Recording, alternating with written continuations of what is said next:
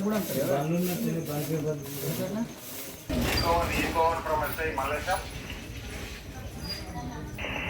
మొన్న ఎలక్షన్ మేము బ్యాండ్వర్ అయిన నుంచి మొత్తం క్లోజ్ చేసుకున్నాం. మళ్ళీ అమ్మని తెలియదు ఇప్పుడు మళ్ళీ అమ్ముడేందుకు సార్ ఇప్పుడు మళ్ళీ ఎంపీ ఎలక్షన్ ఉన్నది కదా సార్. అది అయిపోయినాక ఇంకా చదువులే ఉన్నారు. నేను మా స్పెండర్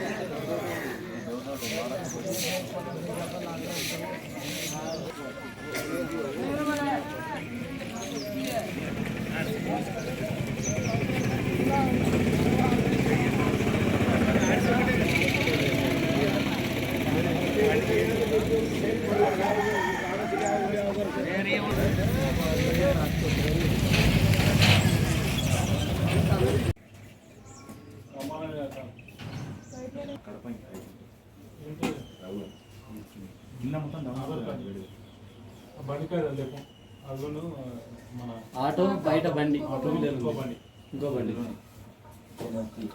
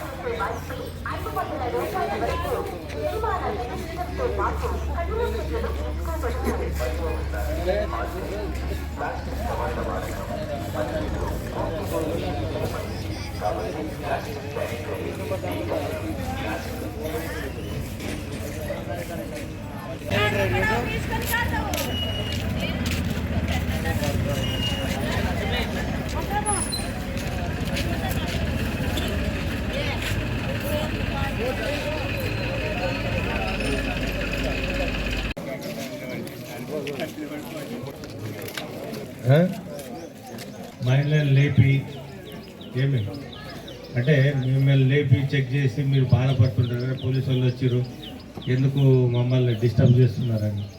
అది కాదు. అది అంటే రేపు పొద్దున అంటే ఇక్కడ మీ ఇంటి పక్కనే ఏమన్నా ఉండొచ్చు, అంటే నిజాయితీ ఉన్నోడు తర్వాత అన్నీ ఉన్నోడు, ఇక్కడ నాన్ లోకల్ అంటే లోకల్ అంటే ఇక్కడ లోకల్ ఉన్నోళ్ళు, నాన్ లోకల్ అంటే ఇక్కడ దానిళ్ళు ఎవరన్నా కొత్త వ్యక్తులు అంటే కొత్త వ్యక్తులు మీకు తెలియకుండా కూడా మీ ఇంట్లో ఉండొచ్చు. మా దగ్గర ఏముంటుంది, ఆ ఫింగర్ ప్రింట్ ఉంటుంది, దాని ద్వారా చెక్ చేస్తే ఫింగర్ ప్రింట్ ద్వారా చెక్ చేస్తాము. డాగ్ ఉంటుంది, తర్వాత ఇంకొకటి ఏమన్నా బ్లాస్టింగ్ మెటీరియల్ పెట్టుకోవచ్చు, గంజాయి పెట్టుకోవచ్చు, తర్వాత ఈ గుడుంబ ఈ ఇల్లీగల్ యాక్టివిటీస్ మనకు తెలియదు కదా, ఇంట్లో ఉంటే మనకు తెలియదు ఎక్కడ ఉండేది. అంటే అది మీరు బాధపడుతున్నారు కానీ మీ సేఫ్టీ, అది మీ సేఫ్టీ కోసమే. మీరంతా లీగల్గా అంతా మంచిగా ఉంటారు, కానీ ఎవడో కొత్తోడు ఉంటాడు మీకే తెలియదు. మీ ఇంటి పక్కన ఎవరో కిరాయికి ఇస్తారు, కిరాయి వస్తుందని ఇస్తాడు, వాడు ఏం చేస్తాడో తెలియదు. అట్లాంటప్పుడు మేము వచ్చి చెక్ చేసినప్పుడు బయటపడవచ్చు. ప్రతిసారి దొరుకుతారు అనేది కాదు, కానీ మనకు సస్పీషియస్ చెక్ చేస్తే ఏంటంటే ఎవరు ఉండకుండా పోతారు, తర్వాత ఇంకోటి ఎవడన్నా ఉంటే కూడా దొరుకుతారు అన్నమాట. అట్లా ఇంకొకటి ఎలక్షన్స్ వస్తున్నాయి, మీరందరూ మీ అంటే మీరు మీ పద్ధతి ప్రకారం ఉండాలి. మీ ఎలాంటి గొడవలకు కానీ అంటే పార్టీలు ఉన్నా కూడా ఎలాంటి గొడవలకు వెళ్ళొద్దండి. గొడవలు చేసుకుంటే కేసులు అయితే ఏమవుతుంది, కోర్టు చుట్టూ తిరగాల. కోర్టు చుట్టూ తిరిగితే మీ సమయం వేస్ట్, మీ ధనము వేస్ట్. కాబట్టి అటువంటి నిజంగా రాత్రి తొందరగా మీరు ఇచ్చేయండి ఎలక్షన్స్ అయిపోయేంత వరకు. తర్వాత అంటే మీ ఇష్టం, మీ ఓటు అనేది మీ హక్కు, ఎక్కడైనా వేసుకోవచ్చు, కానీ గొడవలు చేసుకోవద్దండి ఎక్కడైనా ఎలక్షన్ల వరకు. తర్వాత ఈ వచ్చే వరకు ఈ గాంజా ఎవరన్నా అమ్మినా, తర్వాత ఎవరన్నా లిక్కర్ అమ్మినా ఇల్లీగల్గా, ఏదన్నా ఇంకా వేరే ఏదైనా ఇన్ఫర్మేషన్ తెలిసినా మీకు 100కు కానీ ఎక్కడైనా కానీ మీరు ఫోన్ చేయొచ్చు. పోలీస్ స్టేషన్ ఇన్స్పెక్టర్కి కానీ, తర్వాత కత్తులు కానీ తల్వార్లు కానీ, తర్వాత ఏమైనా వెపన్స్ కానీ ఇట్లాంటివి ఉన్నాయంటే మీరు నిర్భయంగా పోలీస్ ఇన్స్పెక్టర్కి కానీ మీరు కానిస్టేబుల్కి చెప్పినా మీ పేర్లు కానీ ఎక్కడ బయట పెట్టరు. ఇప్పటి వరకు జరిగినటువంటి సీజ్ చేసిన దాంట్లో కానీ, తర్వాత ఈ పేకాట ఆడుతుంటారు కొందరు, వ్యసనానికి అలవాటు పడతారు. దానిలో భార్యలే ఫోన్ చేస్తుంటారు. భార్య పేరు చెప్తామా? ఇప్పుడు భర్త పేకాట ఆడు ఊకే పైసలు పోగొట్టుకుంటున్నాడు అంటే భార్యలే ఫోన్ చేస్తుంటారు. భార్య పేరు చెప్పాం కదా, వారి మీద కేసు వేసి ఒకసారి అది చేస్తే బంద్ చేస్తారనమాట. అట్లా మీకు ఏమో ఇన్ఫర్మేషన్ వచ్చినా పోలీసుకు తెలియజేయండి, దాని మీద మేము యాక్షన్ తీసుకుంటాం, మీ పేరు చెప్పాం. తర్వాత ఇంకొకటి ఈ వెహికల్ ఉంది, బండి నెంబర్ పెట్టుకోవు నువ్వు. అంటే నువ్వు సమాజం గురించి ఆలోచించాలా. నేను ఒక్కరి బండి లేకుండా నంబర్ తీసేసి ఏమి ఇది చలాన్లే పడకుండా ఇది చేద్దామని చెప్పేసి నంబర్ ట్యాంపరింగ్ చేయడము, తర్వాత లైసెన్స్ లేకపోవటము, తీసుకోకపోవటము, తర్వాత రిజిస్ట్రేషన్ చేయకపోవడం, ఇవన్నీ చేస్తారు మీరు. కానీ అందరు అట్లే అనుకుంటే ఇప్పుడు ఏదైనా నంబరు ట్యాంపర్ చేసి ఓ నంబర్ తీస్తాడు, వాటి స్టిక్కరు 6ని 8 చేస్తారు, ఏమో 8ని 6 చేస్తారు, 9ని 8 చేస్తారు, చేరా. అది ఇప్పుడు మనకే జరిగిందనుకో ఎక్కడైనా యాక్సిడెంటు, ఆ బండి మనకు తగిలింది ఎవరికో మన వాళ్ళకు, మరి బండిని ఎట్లా గుర్తుపట్టాలా? మనం బండిని గుర్తుపట్టాలి కదా. కనీసం ఏదో అయింది, సరే వాడు బీదోడు నీకేం ఇవ్వలేకపోయాడు, కేసు కావాలి, వాడిని పట్టుకునాలా, నంబర్ కావాలి కదా. మరి అందరు ఆడ నంబర్లల్లో దాన్ని 0 8 చేయడం ఇట్లా చేస్తే ఎట్లా పట్టుకుంటారు? ఒక నంబర్ పోయిందంటే అయిపోతుంది. ఎవరికి లాస్? మన వాళ్ళకి ఎవరికైనా జరిగితే యాక్సిడెంటు మనకు లాస్ అవుతుంది. తర్వాత రేపు పొద్దున ఆ బండి దొరకలేదనుకో, ఇన్సూరెన్స్ లేదనుకో, ఇన్సూరెన్స్ మీకు క్లెయిమ్ కాదు. సరే అయింది ప్రమాదం ఏదో మనము యాక్సిడెంటల్గా అయింది, ఇన్సూరెన్స్ కూడా ఉండదు. కాబట్టి మీరు అంటే అందరూ ఇవన్నీ ఎందుకు చేస్తామంటే మేము ఈ బండి నంబర్లు కరెక్ట్గా ఉండాలి, లైసెన్స్ ఉండాలి, తర్వాత హెల్మెట్ ఉండాలి, తాగి నడపొద్దు అనేది, ఇవన్నీ కారణం మేము చేసేది అందుకే. కాబట్టి అందరూ నంబర్లు మీరందరికీ మీరు నంబర్లు అందరూ పెట్టుకుంటే క్లియర్గా నంబర్లు ఉంటే రేపు పొద్దున ఎవరికైనా జరగవచ్చు. దాన్ని మనము ఒకవేళ దాన్ని సీజ్ చేస్తే బండికి దాని మీద ఇన్సూరెన్స్ అన్న వస్తుంది, ఇన్సూరెన్స్ వస్తుంది, తర్వాత కేసు అవుతుంది. నెగ్లిజెంట్ యాక్ట్ కింద వాడేస్తే మిగతా వాళ్ళకు భయం ఉంటుంది. కాబట్టి మీరు నంబర్లను ట్యాంపరింగ్ చేయొద్దంటే ఎవరు. తర్వాత రిజిస్ట్రేషను ఇమ్మీడియట్గా చేసుకోండి. తర్వాత పిల్లలకు డ్రైవింగ్ ఇవ్వద్దండి. పిల్లలకు డ్రైవింగ్ ఇస్తే ఏమవుతుంది, యాక్సిడెంట్లు అవుతాయి. ఎవరు పిల్లలు, చిన్న పిల్లలు, అరే ఆడ దుకాణం పోయిరా ఈయనే కదా అంటావు, నువ్వు ఈయనే కదా అంటే వాడు ఎట్టో నడుపుతాడు.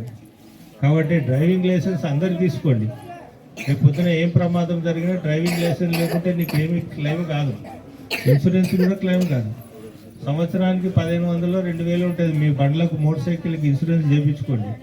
ఇన్సూరెన్స్ చేయించుకుంటే రేపు నీకు ప్రమాదం జరిగినా మీ అవతలవాడికి ప్రమాదం జరిగినా కూడా మీ క్లెయిమ్ అవుతుంది. వాడికి ఎంతో పైసలు వస్తాయి, వాడి ఏజ్ని బట్టి కోర్టులో ఇన్సూరెన్స్ కంపెనీ ఇస్తుంది. అట్లా అందరూ చేసుకోండి. ఏ ఫోన్ లేదు పోలీసులు చెప్పిరని కాదు, అది మీరు మీ అంతకు మీరు మీ స్వతహా చేయించుకుంటే అది అందరికీ పనికొస్తుంది. ఏమో అర్థమైందా? ఏమన్నా ఉంటే చెప్తారా మాకు? కొత్తోడు వచ్చినా ఏమొచ్చినా చెప్పాలి. ఆ బండి నంబర్లు అందరూ వేయించుకున్నాలి. వేయించుకున్నాకనే పంపిస్తాం. అందరికి వేయించి పంపిస్తున్నాం. కేసులు కూడా బుక్ చేస్తున్నాం. పెద్ద కేసు ట్యాంపరింగ్ అంటే నువ్వు చీటింగ్ చేసినట్టే. ఒకటి నంబర్ తీసినావంటే చీటింగ్ చేసినట్టే కదా. ఎఫ్ఐఆర్ కూడా అయితే 420లా.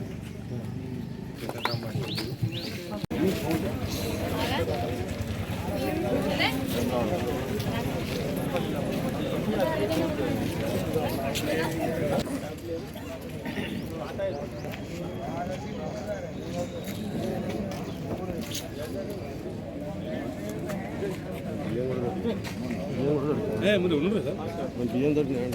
బియ్యం చక్కెర చక్కెర చక్కెర కుడుకలకు చక్కెర కుడుకలకు చక్కెర